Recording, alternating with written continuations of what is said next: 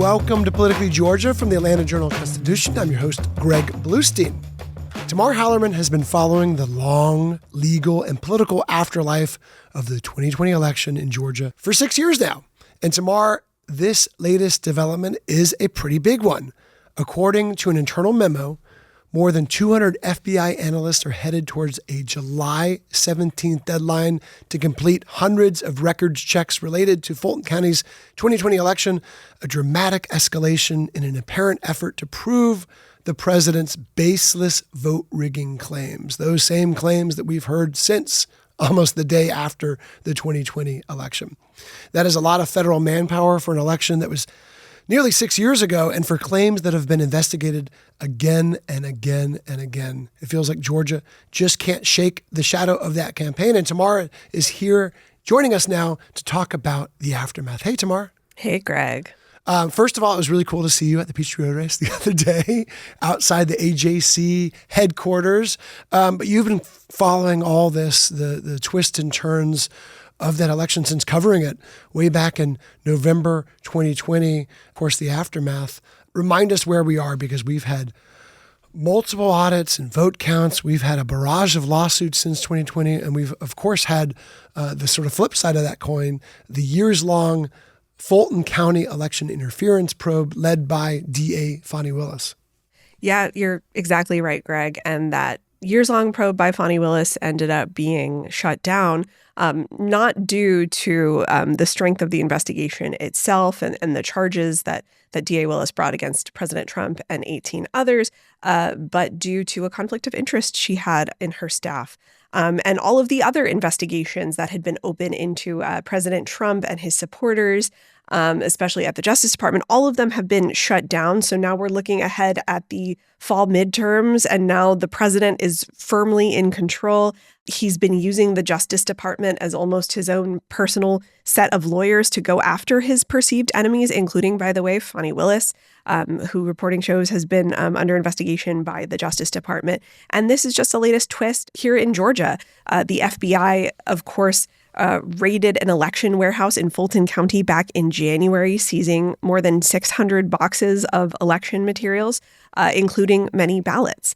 We don't know what the state of all of that is. We don't know where the ballots are or just what's been going on there, but it was a pretty significant development over these last few days to learn that the FBI was assigning something like 260 analysts to look into this stuff. That's a giant surge. I was reading a little bit more about the FBI's practices, and a typical surge is something like 5 to 10 agents. So 260 is pretty gargantuan. Yeah, so a lot of agents have either been pulled off other duties or temporarily reassigned, or you name it, to focus on these Fulton County records, boxes and boxes of records seized from the Fulton County election warehouse back in January. That was a monumental moment in the middle of the legislative session, right before the primaries.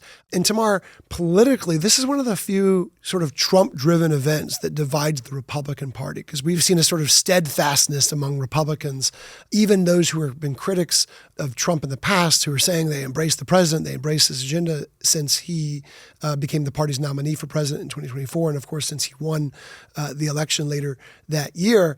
But we've seen folks like Attorney General Chris Carr say that they support the president overall, but they oppose any sort of what they call lawfare, any sorts of using the justice system to go after political grievances. So we've seen that sort of criticism. And of course, we've heard from a lot of Democrats as well saying the 2020 elections in the past, why aren't Republicans focusing on the future? And frankly, we're hearing a lot from Republicans more privately than publicly, but certainly some, like Chris Carr, say publicly that the Justice Department should not be a political tool.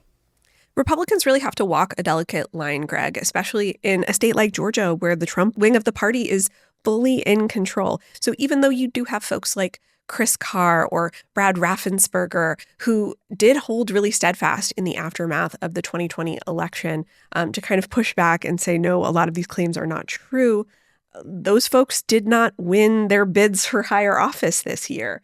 And folks know, especially if you want to stay involved in Republican politics, the Trump base is still very much in agreement that something sinister happened in 2020, and they are aligned with the president in saying more investigations need to occur. So yes, while you are hearing these things privately from Republicans, Greg, it is bad politics right now if you are a Republican seeking to continue your political career in a conservative state like Georgia to be super outward in pushing back against those claims. Yeah, I mean, it might be bad politics for Republicans before a primary. We'll see what effect that has before a general, because we have Mike Collins, on the record saying that Trump won the 2020 election.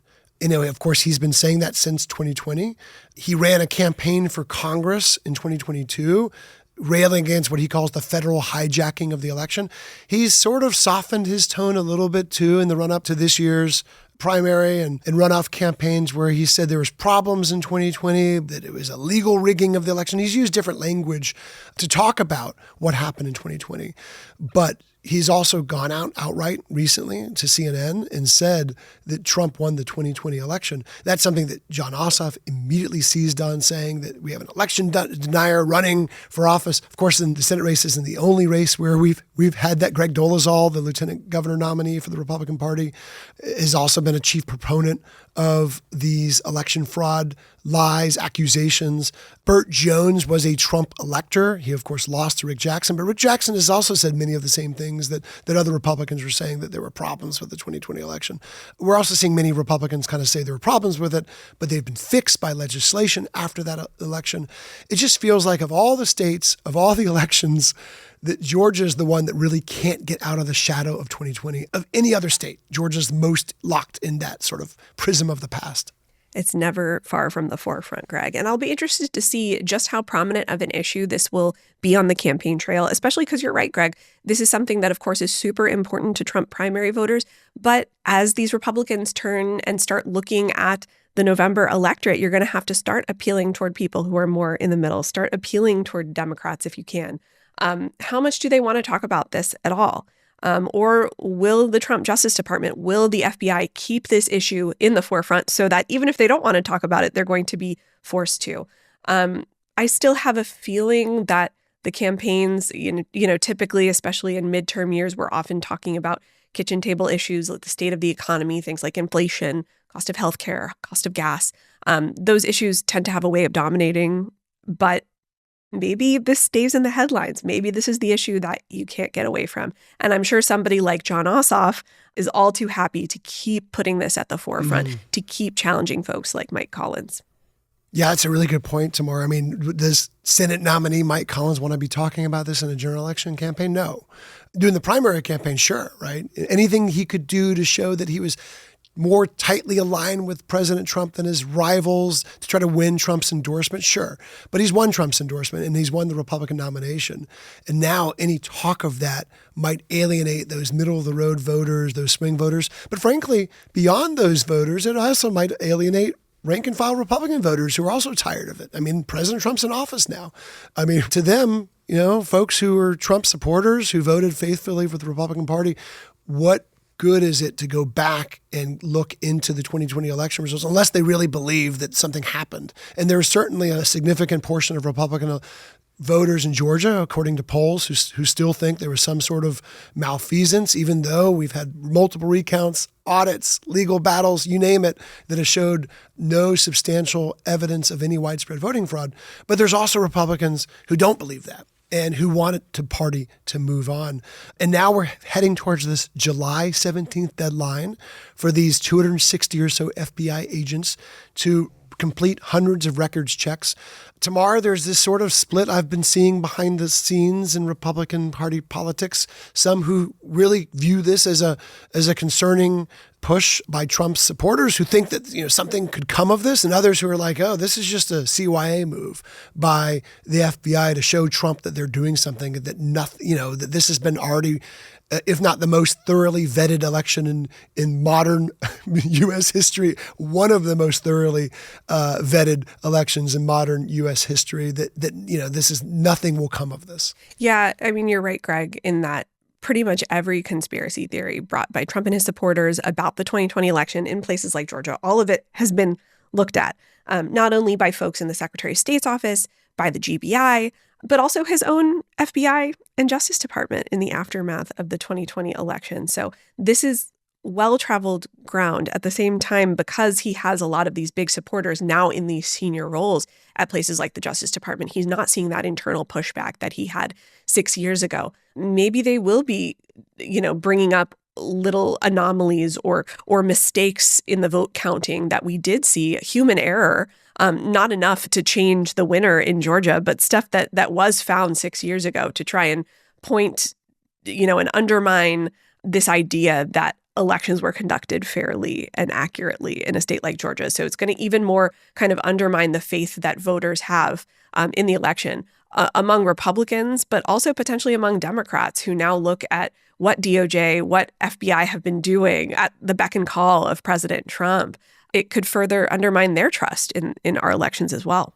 Yeah, Tamar, I'm going to read you a snippet of what our AJC colleague Caleb Groves, who's also been covering this case, wrote in one of his most recent stories. At each juncture where the Justice Department could have substantiated the probe, it has produced process instead of public proof. The evidence from the January raid has yielded no charges. The 5-year statute of limitations for most federal crimes has already lapsed for conduct from the 2020 election. The subpoena fight has generated court filings and raised more questions than answers. Now comes the analyst surge. So, of course, the question is, what will all this yield? What else could FBI agents again, the most scrutinized election we've ever seen in Georgia, but one of the most scrutinized elections we've ever seen in the nation. What more could FBI agents be looking for? And something that you've started to see from some election analysts is this, folks talk about this idea that skepticism is going to beget more skepticism. It's going to become this sort of cycle. You just keep digging there. Folks will never be satisfied by whatever the current investigation will dig up. So you call for more investigations and it just becomes this vicious cycle. So perhaps this could be what happens in Georgia, or maybe they will find something that folks have missed, although that seems pretty unlikely at this point. Well, we know Donald Trump has said, quote, some interesting things would result from the raid. Whatever they find is due in a couple weeks, and what comes next remains unclear. Tamar Hallerman, thanks so much for joining us. Anytime. We've been talking about Georgia's political past. After the break, we turn to what state lawmakers just changed for the future, including new rules on school cell phones, taxes, literacy, cannabis, paid leave, and much, much more. This is Politically Georgia from the Atlanta Journal-Constitution.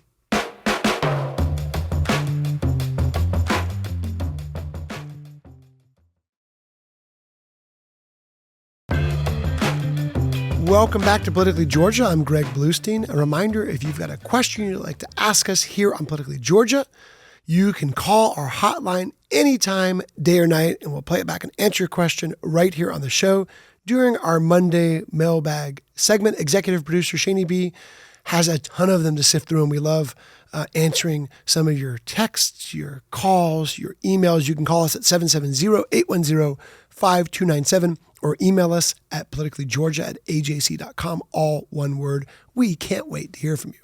Okay, we spend months covering the fights under the Gold Dome, the late night debates that go past midnight, the political maneuvering, the governor's vetoes.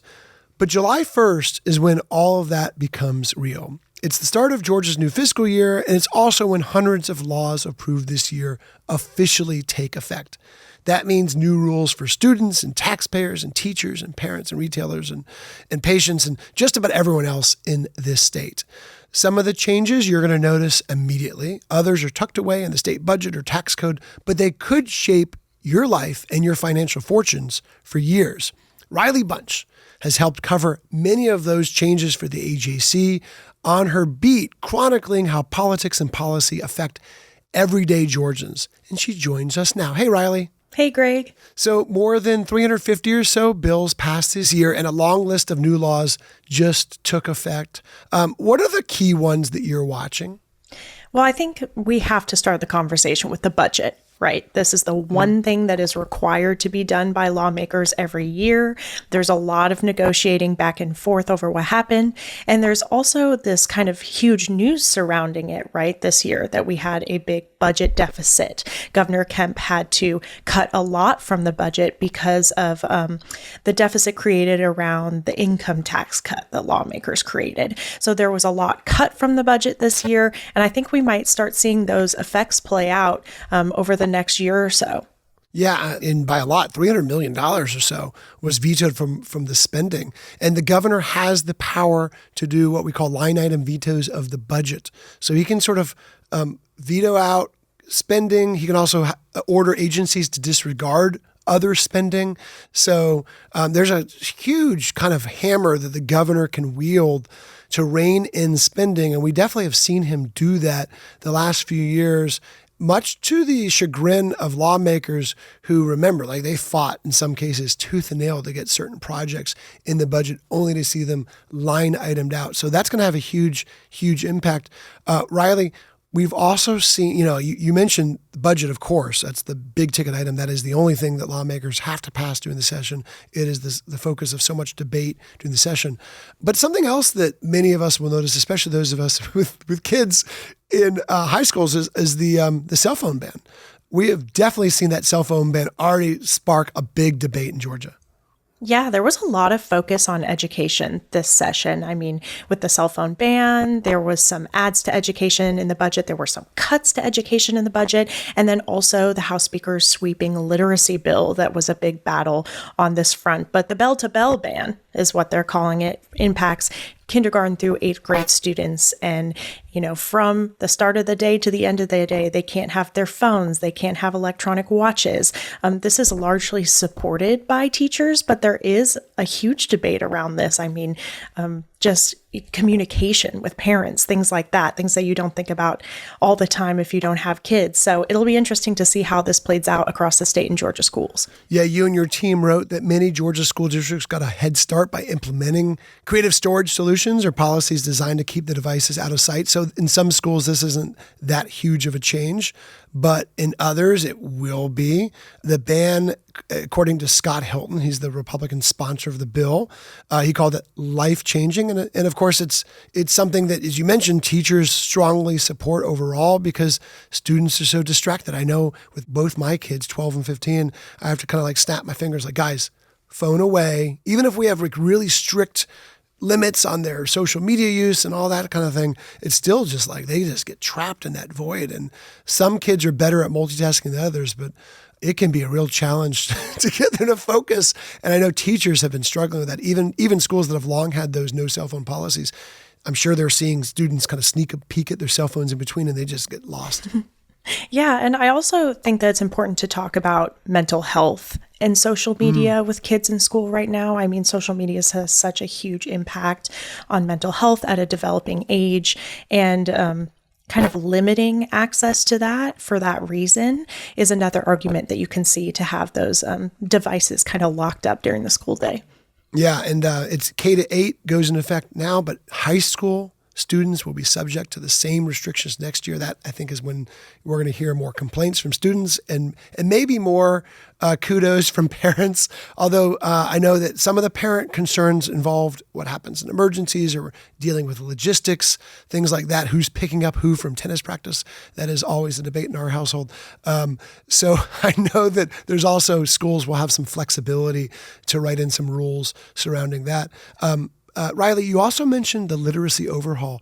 This was an enormous debate under the Gold Dome because we saw some House-Senate tensions. Everyone wanted to pass some sort of literacy overhaul, but there's definitely some differences between the House and Senate over how that would be implemented. This was Speaker John Burns' is one of his legacy initiatives. I think this is one of the things that years from now, when he's not in the chamber anymore, when folks like us are talking about what legacy he left, I think this is one of the things he wants to be remembered for, which is the sweeping bill. It places a literacy coach in every elementary school in the state. It provides training and support for educators, requires screening for dyslexia and other learning disabilities, mandates kindergarten attendance. It's all aimed at that, really raising that third grade literacy level, which has been so important for future educational attainment. And Riley, this is one of those things that politicians, they don't necessarily lead with this on the campaign trail. It's not front and center in these partisan debates we talk about in both parties. But it is one of these bipartisan measures that could bring dramatic change to Georgia's education system. Yeah, I mean, literacy overhaul isn't the catchiest headline, right, Greg? But that was a major investment. And when we just talked earlier about Governor Kemp slashing some line items from the budget, this was a more than $70 million initiative to put elementary literacy coaches in schools, just for the coaches alone across the state, $70 million. And I think it's also looking at a shift about the focus that we put on how students learn at a young age. I think that students learn in different ways and at different paces. And when you have a little bit more of a focus, you have coaches like that in school, maybe different programs and curriculums that you can use to bolster those numbers. It could have a good and sweeping impact on students across the state. Oh, well, let's talk about medical cannabis, because this measure got some coverage under the Gold Dome, but it wasn't nearly as divisive or contentious, not just between parties, but between chambers as some of the other measures we've talked about. And that is that lawmakers expanded the use of medical cannabis. A state law will allow medical patients 22 or older to vape their products, something that advocates say provides patients with quicker relief than the oil tinctures and other uses that we've already seen medical cannabis sort of adapt. It also lifts the cap of Georgia's current 5% THC concentration limit for medical cannabis products and expands the conditions that qualify a person for a medical cannabis card. I think in some senses, Riley, the story of this is how little debate this really generated, because in years past, we've seen years-long debates and opposition from conservative Republicans towards medical cannabis use, medical marijuana use. And now that sort of door has been open and we're seeing so many other states take up this practice and even go much further in some senses, going towards recreational marijuana use, that Georgia, the fact that this isn't a huge debate is news. Yeah, it is really interesting because we have seen lawmakers crack down on substances that are alternatives to cannabis in more of a recreational setting, those kind of gas station products. We've seen a huge kind of cut back on those and regulations around those in the past few years. And there's also been a lot of issues with how Georgia just sets up its cannabis industry. There was a lot of issues with registration of businesses in the beginning. So to see the legislature expanding these medical cannabis rules, exactly what you said, Greg, with like little to no debate, it was really interesting this session to see that initiative kind of fly through. Yeah, I mean, critics still worried that the changes could be abused, that it could be a backdoor to more recreational use if these cards, if medical conditions weren't strictly, watched or controlled. But it certainly wasn't this knockdown, drag down fight that we saw a decade ago or so when State Representative Alan Peake, who we kind of see as the godfather of the medical cannabis program in Georgia, when he fought to push that through a really skeptical Republican, rank and file Republican base in Georgia. I also think it's interesting because it expands vaping of medical cannabis, and that has been something that is highly debated under the Gold Dome. I mean, I don't know how many committees we have dedicated to people who are worried about the negative effects of vaping, more around nicotine products, but students and young adults. So to see, even though it's medical cannabis, it's being used for, medical reasons, to see this expansion of the vaping aspect of it is interesting. Yeah, that's a good point. Let's talk about another bill that didn't get as much attention, but is going to be significant. You're going to feel it pretty much every time you go shop, and that's the cash rounding bill. In the wake of the penny's death, that was a decision that was promoted and helped pushed by a Georgian himself, former State Senator Brandon Beach, who's now the U.S. Treasurer, appointed by President Donald Trump's administration. So with the penny going out the door, state lawmakers gave their 2 cents, that's a witty line that you put in there, Riley Bunch, on how to handle the dwindling supply of 1 cent coins. This new law will allow retailers to round prices to the nearest nickel when making change and calculating sales taxes on cash sales. Those who carry cash will still be able to spend their change, as the law requires retailers to accept exact change if people have it. But, we're seeing these sorts of efforts around the country, and there are some concerns this will lead to a slight increase in prices if folks tend to round up more than round down. Yeah, absolutely. I mean, when we were talking about the death of the penny, when are these conversations coming up about like what are retailers going to do? What are businesses going to do? Even especially small businesses, right?